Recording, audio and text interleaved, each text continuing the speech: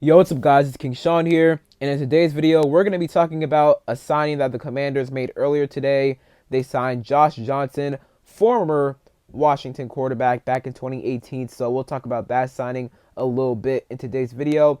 And I'll also be talking about some top 30 visits update. We got two players that are top 30 visits, new top 30 visits for the Commanders, and one private workout announced as well. So we'll be talking about that as well in today's video. But before we do, make sure y'all leave a like down below, subscribe if you're not already subbed up, and turn on notifications.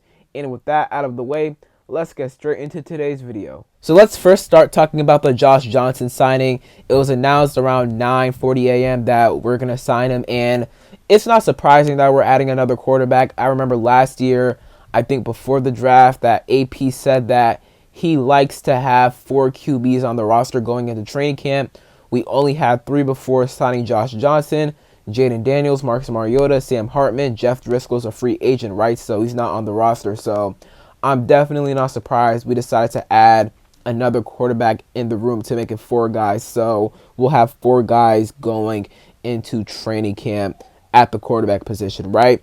Now, Josh Johnson, obviously ex-Redskin. We remember him back in 2018. I remember the game versus the Giants. I think it was like week 14 or 15.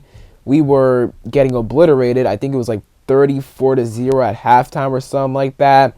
Josh Johnson came in, I want to say, second half of the third quarter or the fourth quarter, and he actually played pretty well, but at that point the game was out of hand, and the Giants were pretty much just playing prevent defense, right? So, I do remember that game, though, and he also started, he started for the rest of the season because Mark Sanchez was just so bad. So he started versus the Jaguars. He got us a win in that game. Started versus the Titans. We lost that game. That was a game where we were eliminated from the playoffs after we lost, or playoff contention after we lost to the Titans. And then the final week of the season versus the Eagles that season, we were shut out, right? So I do remember Josh Johnson from the 2018 season, as most of us do. And he was pretty solid versus the Jaguars, but overall it just wasn't anything special. And you don't expect him to be that, right? Like, he's just the backup to the backup. Most likely he's probably going to be your third string quarterback, and that's no guarantee. Maybe he goes on the practice squad or is cut before 53-man roster cuts come down, or one of 53-man roster cuts are here, right? So we'll see, but as of right now, he probably is quarterback 3. Johnson has been in the NFL since 2008, and we all know that he's been with like 13 or 14 NFL teams, which is unbelievable, right? But yeah, he's been in the NFL for a very long time. He's 38. He'll turn 39 next month in May, so he is obviously old. However, he is a guy who does have mobility, right? He can run it, and that's kind of the guy they're looking for, right? Like, none of us want Jaden Daniels to get hurt, but if he were to, it's good to know that we have a backup in a guy like Marcus Mariota, who can pretty much just run the offense. Like, you don't have to change your offense up at all with Marcus Mariota in the game, because he can pretty much do everything that Jaden Daniels was doing, obviously to a lesser extent, but he can pretty much run the same offense. And by bringing in Josh Johnson, he's the backup to Marcus Mariota, but say somehow, some way, and hopefully this doesn't happen, but Jaden Daniels and Marcus Mariota go down, Josh Johnson, he can also run, read options, RPOs, stuff like that. So probably wouldn't have to change the offense for him much at all either. Johnson was with the 49ers back in 2022, so he does have sort of a connection with Adam Peters, right? So feels like every guy, or almost every single guy we bring in, has some sort of a connection to somebody in the coaching staff or front office, and that's just because we have so many connections in the front office and coaching staff, right? So once again, Josh Johnson, not going to make a big deal over us signing a backup, right? So he's going to be our QB3 most likely, and we'll see if Hartman's able to beat him out for that QB3 spot, but more likely than not, it'll be Johnson to be our QB3. So we'll see, but right now, we do have 4 quarterbacks going into training camp, which is what Adam Peters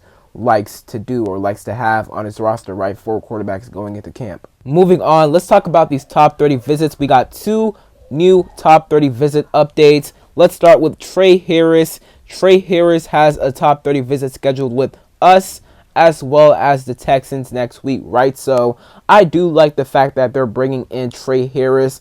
He has really good size, 6'3", 210 pounds, and we could really use that size on our team. He's really good at creating separation, has underrated run after catch ability, and is a good route runner for a receiver his size. So Trey Harris from Ole Miss, I really like this tape. He is my wide receiver, number 7. I'm a big fan of him. He's probably going to go in the second round.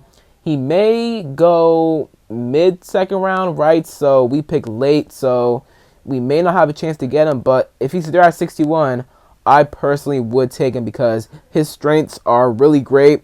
Now, he doesn't have the best speed. He ran a 4.52 at the combine, which isn't terrible for a guy his size, right? 6'3", 210. And I didn't expect him to run like a 4.4 or 4.3 40 anyways, right? So 4.52 definitely is not bad. He does lack a bit of burst and acceleration off the line, and he also has a limited route tree due to the offensive run at Ole Miss. Now, I do think he's a good route runner, but he does need to expand his route tree a little more, and that's not his fault. The offense at Ole Miss just didn't require him to run so many routes, right? But again, Trey Harris is a guy that offers good separation skills, good run after catch ability, solid route running, and most importantly, great size. And we could really use a big body receiver in this receiver core. Our tallest guy is Noah Brown at 6'2", and Trey Harris is 6'3", 210. So bringing in a guy like him would definitely provide us with more size to the receiver room, which we could definitely use. And then the second guy is running back Jakori Merritt out of Arizona. He's a very interesting prospect. So he only played in one game for Arizona this past season, and that's because he suffered a season-ending ACL tear, I'm pretty sure. The year before that, though, he was with New Mexico, and he was very, very good in his 1 year with New Mexico.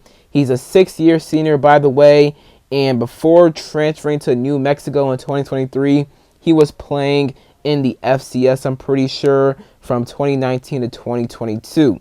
So in 2023 at New Mexico, he put up 189 yards, over 1,100 yards, and had 17 touchdowns. So he was really good in 2023, just going based off the production.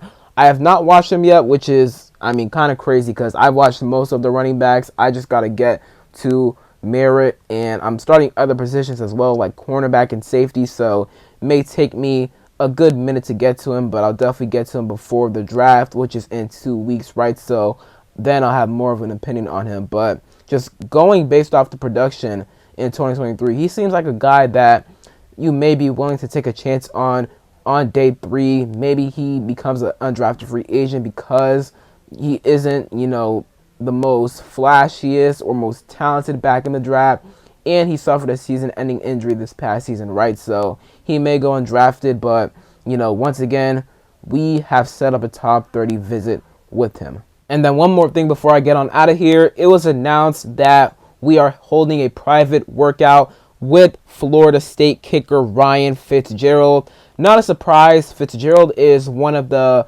best kickers in this draft class. We held a private workout with Andres Borregales of Miami, so now we're holding a private workout for kicker Ryan Fitzgerald. So it really does seem like we may draft a kicker. We know we're going to bring in competition for Zane Gonzalez. I know, we're going to bring in competition for Zane Gonzalez, but we just don't know who it's going to be, and we may draft a kicker, and maybe Ryan Fitzgerald is a guy we draft sometime on day 3, probably between round 6 or 7, or maybe even get him as a UDFA if he actually does fall out of the draft. So that is it for today's video. Hope you guys enjoyed. Comment down below your thoughts on any of the things I talked about in today's video, from the Josh Johnson signing to the top 30 visits. And other than that, it's been Keyshawn, and I'm out. Peace.